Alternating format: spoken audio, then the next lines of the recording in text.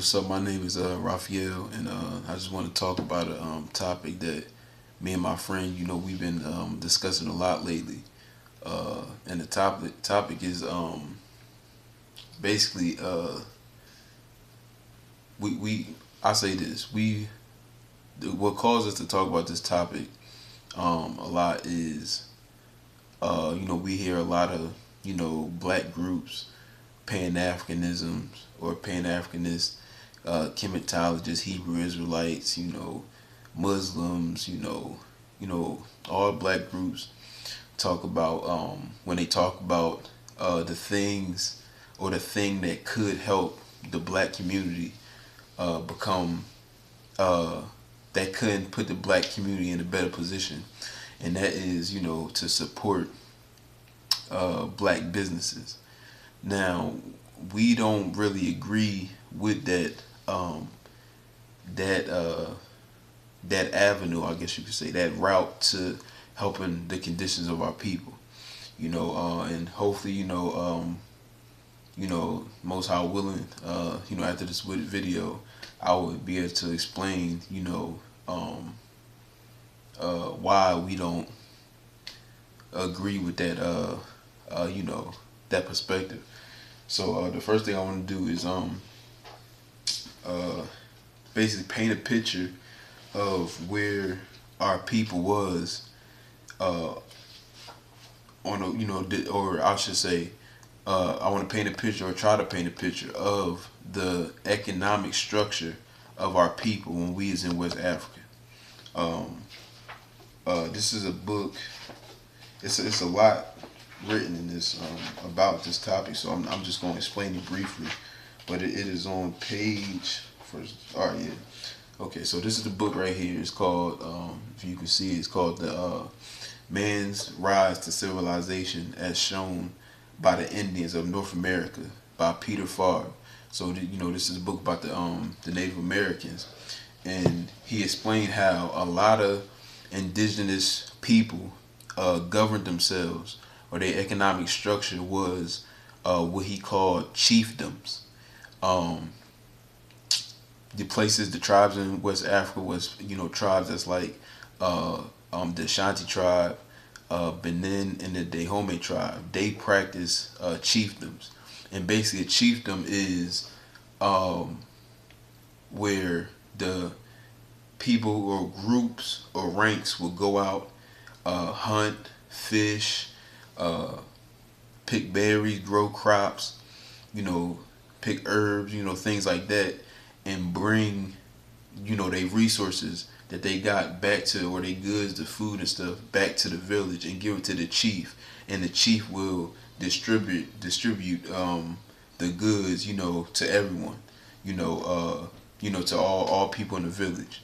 Um, this economic structure of chiefdoms, to me, I wouldn't recommend that as an economic structure, because there is holes in it, in the structure. But I do believe that uh, this structure is better than capitalism. Number one, because uh, the reasons, for example, the reasons why he explained in North America, the reason why chiefdoms became exploitive was when the Native Americans and indigenous tribes is introduced to new technology. For example, he talked about how once the Native Americans were introduced to horses, they began to, even though everyone around them, basically practiced chiefdoms, and they looked out for each other. Once new technology was introduced to them, they began to become oppressive to their neighbor.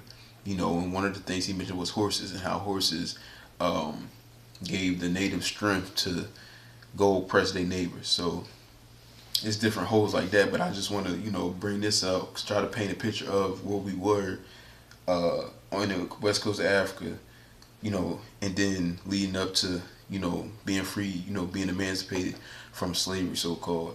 But for the most part, chiefdoms, the wealth or the abundance of the earth was distributed to all people, in the village. Like I said, even though with that knowledge, I wouldn't recommend that as a economic structure. But I do believe that, based on reading this book, that it is better than capitalism. So from here, I want to talk about something that a lot of people may know, a lot of people may not know. But from our reminder, we came from chiefdoms.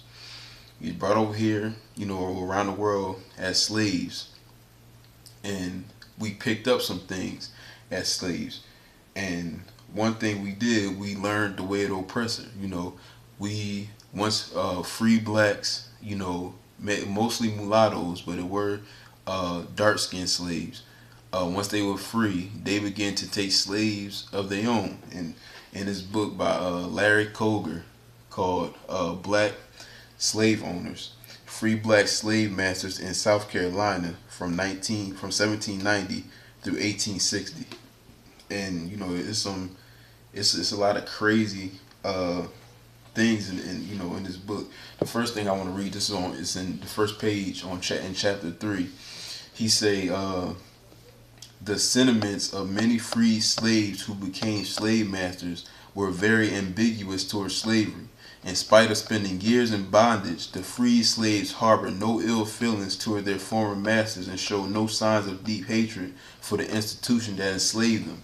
The ex-slaves who owned human chattel regarded slavery not as an oppressive institution, but as an economic necessity upon which their livelihood depended. So free black slaves began to not look at slave as oppressive, but they begin to look at slave as something that's necessity to their livelihood. So they would go and buy slaves. But we're gonna continue to read because there's more information. Let me see.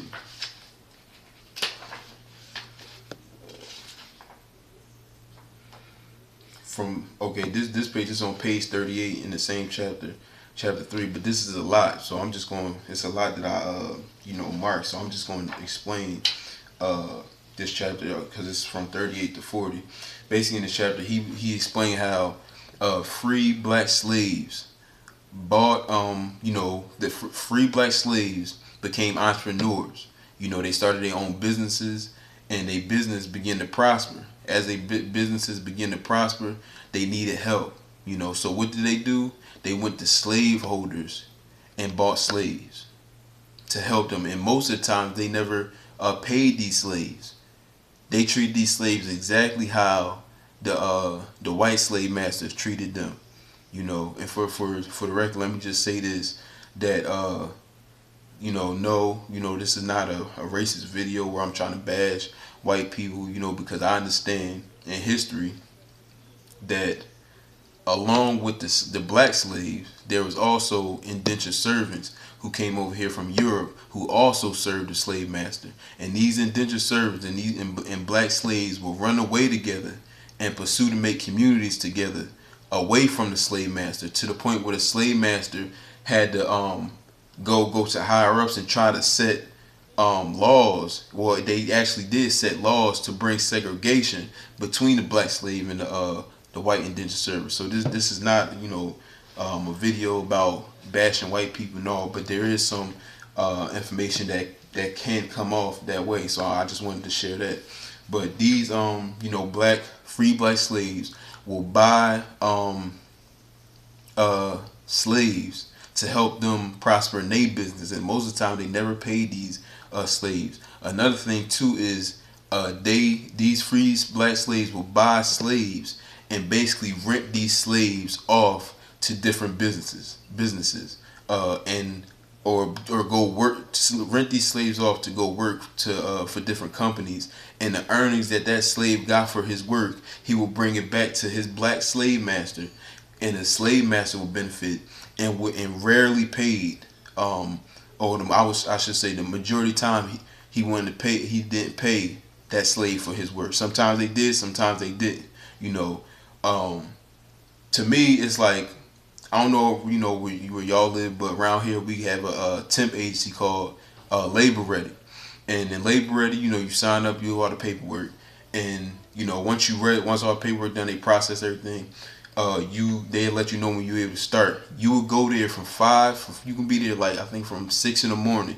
You will sit there uh, at 6 in the morning until a company call the employees of Labor Ready asking for workers. And once that company call and asking Labor Ready for workers, they will send you off to go work for this company. That's basically the same way these free slaves did to their own people and about when they enslaved them. So just give to edify the point more. Say I'm a slave master, and I'm a free slave, free black slave, and I buy me some slaves, and I go and McDonald's or Home Depot, whatever store needs some workers. I'll rent or send my slaves to go work for Home Depot or McDonald's, and the earnings that they bring back, I benefit from it. And all I did was just chill all day. I was just chilling, and I rarely paid my slaves. That's basically what he explained in from pages 38 in chapter 3 through 40. But there's some more information, and like this is wickedness, man. And the mindset of these free slaves is the same mindset I believe our people still have towards this day. I mean, the love of money. I mean, pursuing that bread. Not even if you got to stomp on your brother who you tilled the ground with. You got to stomp on your brother who y'all was in the field working together. Let me continue and read this. This is on page 84. He say, even though these slave owners usually demonstrated benevolent behavior towards their slave relations and friends, a commercial or materialistic exchange existed between them and their slaves purchased as investment.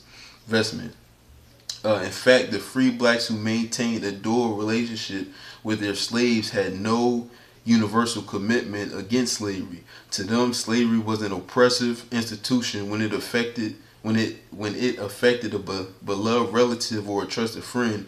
But beyond that realm, slavery was viewed as a profit-making institution to be exploited. So, if slavery is oppressing and bringing hardships on my blood brother or my friend, then it's evil. This is what he explained it. If slavery, or this is what he explained it about, how the free black slaves viewed slavery, when they began to get slaves. Basically, if slavery was oppressing and bringing hardships on my blood brother or my friend, then it was evil. But the slaves I benefited from, it was okay. It was all right. That right there showed that our people had demons. And to this day, I would call that a mental illness. And to this day, we still carry that same mindset. That's backwards. As long as your blood brother is under oppression, you want him to be free. But a slave that you don't know, even though y'all the same people, a slave that you don't know, you would take him for your own gain. Let me continue reading. On page 85, he said, many black masters were firmly committed to chattel slavery and saw no reasons for monumenting their slaves. To those colored masters, slaves were merely property to be purchased, sold, or exchanged. Their economic self-interest overrode whatever moral concerns or guilt they may have harbored about slavery. So their economic self-interest basically caused morals and guilt to flee their mind, to flee their heart when it came down to that money, when it came down to profit, when it came down to personal gain. Let me continue. He says, since the black masters benefited from slavery, they rationalized that because the institution was profitable, they could not relinquish their very valuable property without being reimbursed. So black masters continued to own slaves even when the Union Army was preparing to invade South Carolina in 1864. Like I said, this mindset is still among our people. It's just that chattel slavery is, so-called out. It's not here today. What we have is wage slavery. But I believe in my heart that if chattel slavery still stood to this day, you would have Negroes enslaving their own people for profit.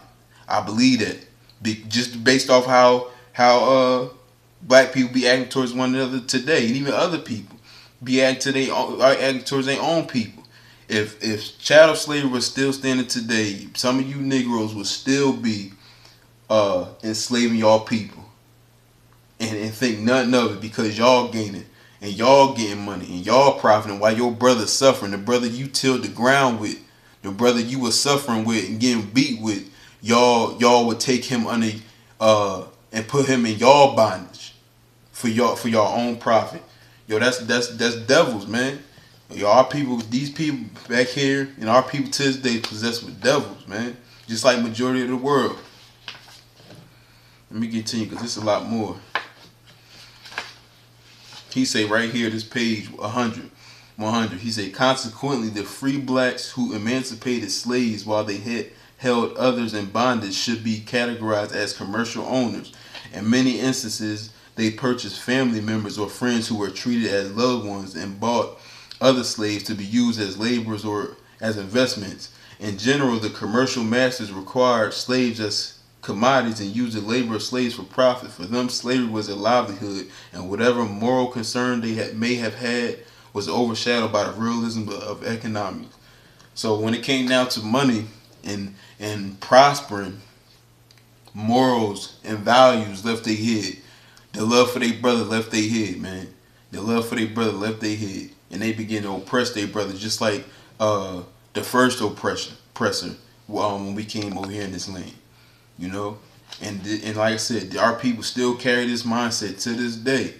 To this day, our people still carry this mindset, and a lot of them don't even know, but yet they say they love their people. Well, we gonna see.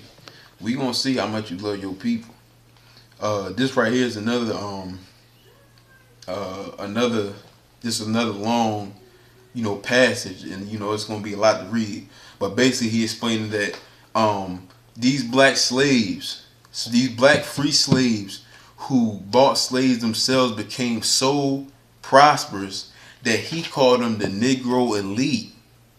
And most of these Negro elites were mulattoes, and these mulattoes began to look down upon the black Negro elites because of color, because the mulattoes, they felt as though they was more white, they was more close, so they was more right. But since the dark skinned Negro elites, since they was darker, they the mulattoes separated themselves, and he can break it down to how the darker Negro elites begin to look down upon their poor brother, the brother that they tilled the ground with. And he explained that these mulattoes started a organization called the Browns Fellowship, and these mulatto Negroes who had slaves was part of a church that's called the Phillips Episcopal Church. Now, when I first read that, in my mind, I'm thinking like, yo, how was these dudes comfortable sitting in this church when the church is supposed to be built upon this book called the Bible, and this Bible speak against oppression? This Bible speak against personal gain and pursuing riches, or oppressing your brother and bringing injuries to your brother for riches, for money. Why? I'm about to show you. How could they do that? How could they be so comfortable sitting in these churches when they know they had slaves? Why? Because them churches wasn't bringing no conviction. Them churches wasn't just like churches today. They don't bring no conviction. And people. First, let me just read this. This is a book called The Wretched of the Earth by Frantz Fanon. It's on page 42. He say, I speak of the Christian religion. He said, I speak of the Christian religion, and no one need be astonished. So it's saying, look, don't be astonished, don't be amazed. He said, the church in the colonies is the white people's church. Again, I'm not no racist. I'm not, bring this information down to put down white people. No, this don't got nothing to do with that. But he said right here, I'm going to start all over. He said, I speak of the Christian religion, and no one need be astonished. The church in the colonies is the white people's church, the foreigner's church. She does not call the native to God's ways, but to the ways of the white man, of the master, of the oppressor. And that's why in them churches, when these free black slaves were enslaving their own people, and they was joining these churches, they didn't feel convicted. They didn't feel convicted, man. They continued because in these churches they wasn't preaching truth and righteousness, man. They wasn't preaching justice and peace and love for your brother. They was preaching what they preaching till this day, prosperity, man. And it even go all the way back to Christopher Columbus. Christopher Columbus came over here and destroyed the Native Americans looking for gold. He destroyed the Native Americans looking for gold. But he called them savages, people who didn't know God. And I believe one of his religious, I think it was the Pope or one of his religious leaders in Spain, I think it was, encouraged his pursuit for gold. So y'all Sunday Christians, y'all Hebrew Israelites, y'all chemists, y'all just who pursuing money, even looking at money and pursuing money without even considering your brother, without even considering the poor. Y'all learned the ways of y'all forefather, Christopher Columbus. That's y'all daddy. That's y'all daddy. And I mean that from the bottom of my heart. That's y'all dad. Christopher Columbus didn't come over here like they taught us in school, they had a good time with Native Americans. No, he destroyed the natives. And the crazy part is the natives was willing to share their resources with him. But he wrote back to the queen of Spain like, yo, like these are ignorant people. We can take them down with just 50 men. We can destroy them with 50 men. That's what he said. Do y'all research. That's what he said. Looking for gold, looking for resources. And one of his religious leaders in Spain encouraged his endeavors. Encouraged it. And he was about money too.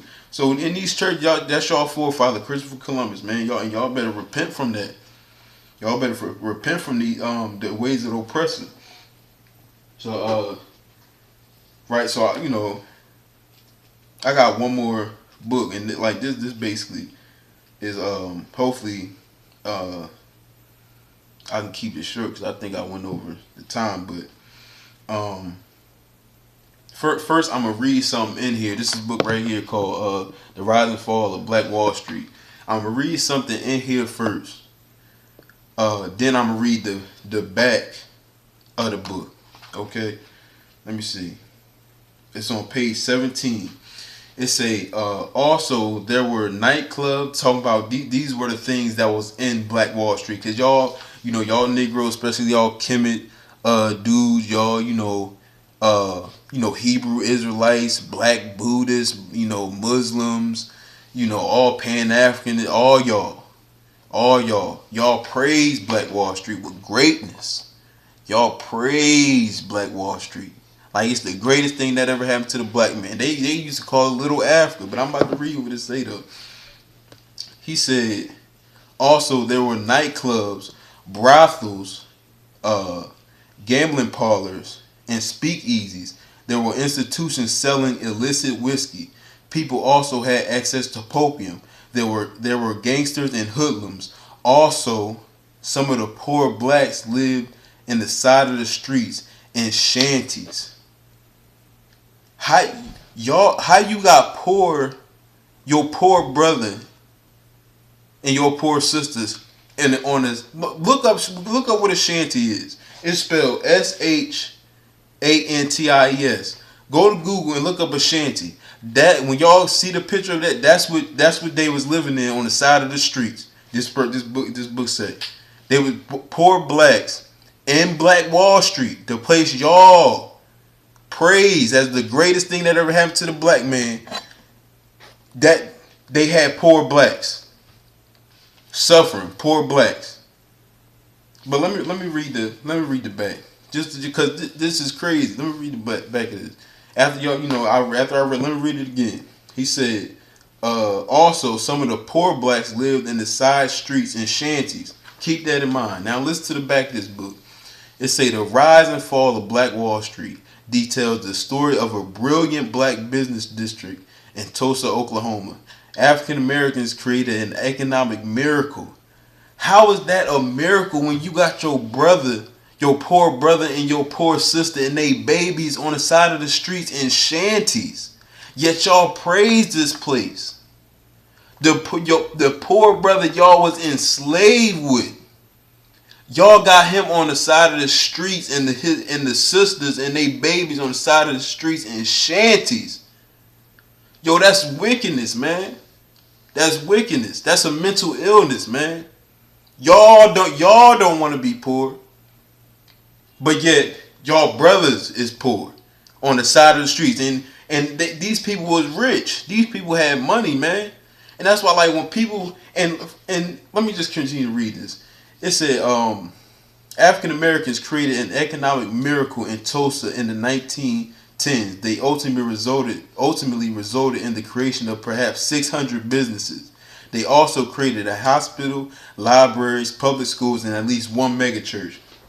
And if you do your research, they had many more churches, but these churches didn't even help. And a lot of these churches, what we read in the book, the Black Slave Masters, you do your research. Some black slave masters loved Black Wall Street, even though they had slaves. And these churches didn't even help the poor. Do you see that even till this day? Till this day, man. Our people suffering, other people suffering, man. But y'all pursue them, and that's what people be saying. You know, Sunday Christians, Hebrew Israelites. Yeah, no, I don't love money. No, I guarantee you, because what you do, what you love, you pursue. I know. I love my fiance, so I try to make her happy. I know a brother who loved basketball, and every day he tried to ball. He loved it. What do y'all pursue? What is y'all goals? Do y'all goals for your life surround around, is revolved around money? Or I'll put it like this. Is the end, do you want the end of your life to look luxurious where you, received a lot of money and wealth? Or do you want your life to look like like righteousness, helping your poor brother? Because if you do want your life to look like luxurious, like you finally received the American dream, then you got a mental illness, man. While your poor brother's suffering. This junk and people praise Black Wall Street, man. What you love, you pursue. What you love, you pursue, and that's why people be saying. Like I heard a brother say, that he heard a pastor say, to be poor is a sin. Huh? Like that's a contradiction to the Bible. The Bible say in Proverbs 29:7 that the righteous consider the poor, but the wicked regardeth not to know the poor, not to know the struggle of the poor. I mean, Paul said in 1 Timothy chapter 6 that those who pursue wealth, flee from them. Those who think godliness is gain, to those who think gain is godliness, flee from them. Withdraw yourself from them, because they destitute of the truth. Paul said, the love of money is the root of all evil. And he said, thou, O man of God, flee from those things. Flee from the pursuit of money. Flee from those things and pursue righteousness, love, patience, brotherly kindness, and faith. And like one of my teachers said, which is the best definition I ever heard for the definition of love is the affection to do right. These people ain't have that affection in their heart. Yet y'all praise this place with like it's the template for black people. These people didn't have that affection in their heart for their brother. The brother that they was enslaved with, chilling the ground with, suffering with. Instead, when they saw their brother on the side of them streets and they babies and they wives and they sisters struggling, they ignored them. Let me keep going. Here's this another in the same book, The Rise and Fall of Black Wall Street, on page 59. And this for y'all, brothers who be saying like all y'all be saying that we need to support black businesses, but that's only good for that one individual, for the CEO. See, y'all be see black, especially I be hearing this, especially among Kemetic Pan Africanists and Hebrew Israelites, that right? We still enslaved. We gotta go to the plantation and work for somebody else. Man, we need to be free for that. Yet at the same time, y'all promoting support black businesses. All that's doing is removing either the white man, the Indian, or the Asian from being CEO and putting the black man in that CEO position. But you still gonna have wage slaves working for you. Y'all don't want y'all right now. Y'all saying y'all hearts that y'all want to be free from working for somebody else, But at the same time, y'all will start a business and want y'all brother to come work for y'all. No, but let me read this. He said, if you are a typical individual, it is likely that you are working a job or in a profession employed by someone else. In practice, this means that you are working to provide for the business owner's success and retirement. So us starting black businesses, it's only going to support that one individual. It's not going to help everybody. And I think Black Wall Street proved that. They said they had 600 businesses, but you still had poor blacks, your brother on the side of the streets in shanties, struggling in shanties. But y'all be saying go support black businesses. That's only gonna make that one man rich, while everybody else still a wage slave. That's not how it's supposed to be, man. Not for our people or no oppressed people. We want to be free from oppression. Now, I would say I can see if a brother or sister had a business that was thriving, and he or she became wealthy, but they distributed they abundance of wealth to the benefit of everybody else. Then that's different. But you're not gonna find that too much, not in this world. So to eliminate all ifs, no. I think businesses should be owned by the people, for everybody to benefit. And one thing we gotta get past is these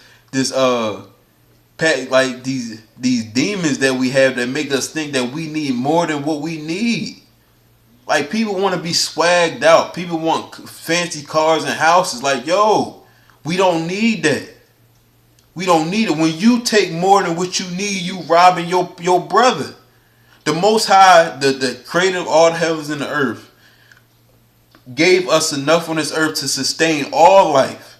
When you take more than what you need, you robbing from your brother. You robbing from your poor brother.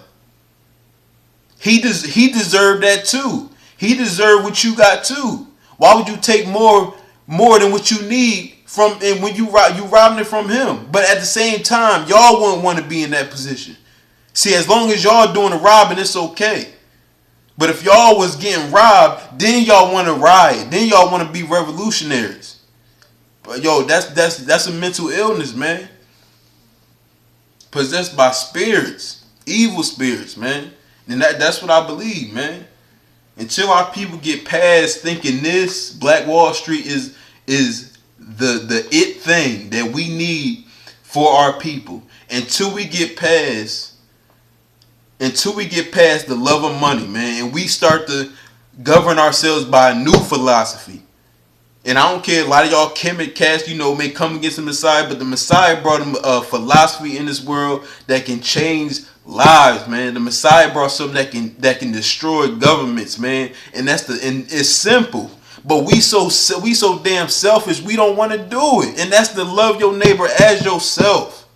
Love your neighbor as yourself. Open your hands up wide to your poor brother. They didn't do that in Black Wall Street.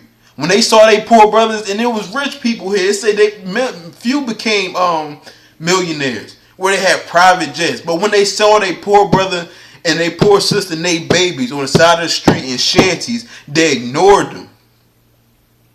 This not the template, man. This not the template. Capitalism is not the template. Capitalism is unnatural. It's unnatural for you to take more than what you need.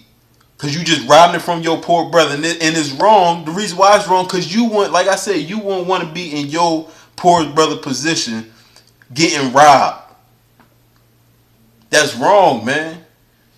That's wrong. Like Paul said to those who, to those of y'all who cleave to the Bible, Paul said, "Yo, flee that." Like I said, what you love, you pursue. My man's, he ball. He love ball. He try to ball every day. You know what I mean? Those who love their wives, y'all try to please your wives. Those who love the Most High, you try to live for the Most High. If you love money, you going to live for that mammon. That's just the truth. And you would know if you love money. Look at your goals. Look at the goals that you have for your life, or even your children. Is your goals for your children to live successful and live lavishly and comfortable in this world? Then yes, you love that money. You a capitalist. Yes, that's the truth.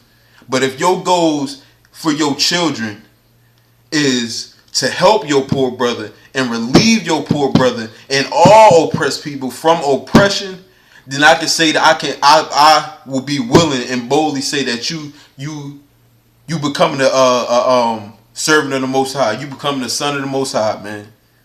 Because the Most High also said in Proverbs, or I think it's in Psalms, that he reproached the poor, reproach his maker. And the Most High made it. So when you forget about the poor, you forget about the Most High. The Messiah said in Matthew 25 that whoever take care of the least of his brethren, take care of him. So if you feed the hungry, you feed the Messiah. So if them people on Black Wall Street took them brothers who and them sisters and they babies who was on the streets and the shanties in their house, they done took the Messiah in. But we don't govern ourselves by that type of philosophy. We don't. We done learned the ways of the oppressor, man. We done learned the ways of the oppressor. He taught us well in his institutions, his mental institutions, which they call high schools and elementary schools and college. They taught us well how to be selfish devils. They taught us well to pursue you and pursue what you want. But at the same time, if you was under oppression, you will want people to come free you. That's what I'm saying. Like, our people is possessed with demons, mental illnesses. In the book, the Rise of Civilization, he say how the Native Americans felt as though, or they thought that, trying to get more than what you need was a mental illness. And I hold that same mindset. It is a mental illness because you don't need more. So why would you want more? It's crazy, man. But that's all I got to say, man. I hope that, I don't know. Like, I just wanted to share this because, like I said, me and my mans, we talk about it. And, yeah, I do get riled up. As you can see in this video, I do get riled up because it's just crazy, man. Like I said, go look up with shanties. Go look up that. And y'all who praise Black Wall Street, y'all better repent, man. Y'all better turn away from this. This is not the template for our people. Black Wall Street is not the template, man. We need to be governed by a new philosophy. A philosophy that's called love thy neighbor as thyself. Then our people be able to prosper. That's the only thing. That's the only thing that can destroy kingdoms, man. Kingdoms. You know a kingdom is wicked when love can destroy it. But y'all are so brainwashed by this system that y'all love what this system got. We need to get rid of them demons that tell us we need more than what we need. Man, shalom.